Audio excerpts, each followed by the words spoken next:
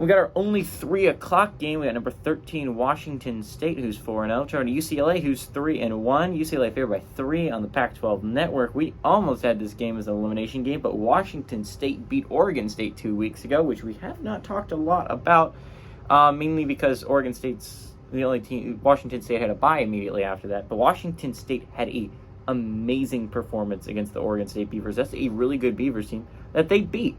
Cam Ward is playing.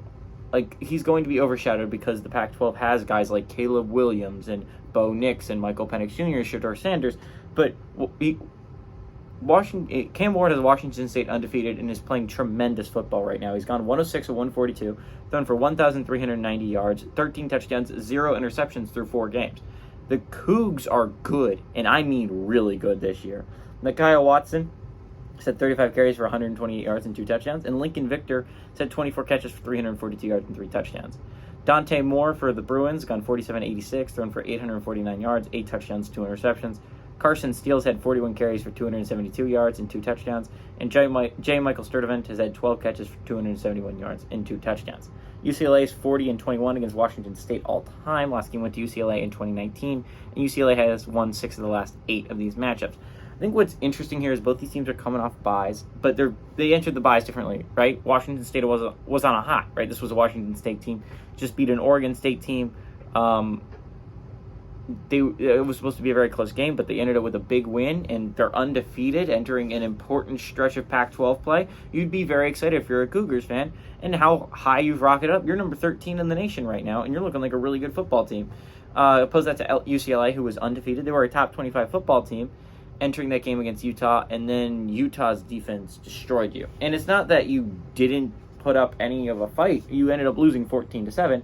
It's that your offense was stopped so consistently by the Utah defense. If you had any amount of offense, you win that football game if you're UCLA, which is kind of heartbreaking. But Dante Moore is still a true freshman quarterback. He's still learning how to play the position. And honestly, next year, he's going to be one of the more experienced quarterbacks in the Pac-12, which is a bright side. I'm sorry, there's not going to be any Pac-12 next year. I forgot. Where are UCLA going? Big Ten?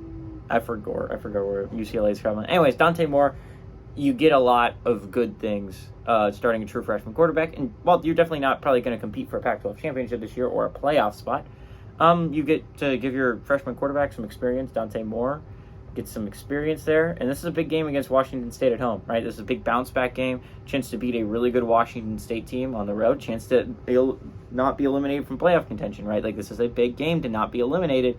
If you lose it, you're eliminated from playoff contention if you're UCLA. I hate to break it to UCLA. I think Washington State's the much better football team. I don't think UCLA is playing bad defense right now, but I do think Cam Ward and this Cougs team is playing elite offense. I like Washington State to go on the road and pull off the upset.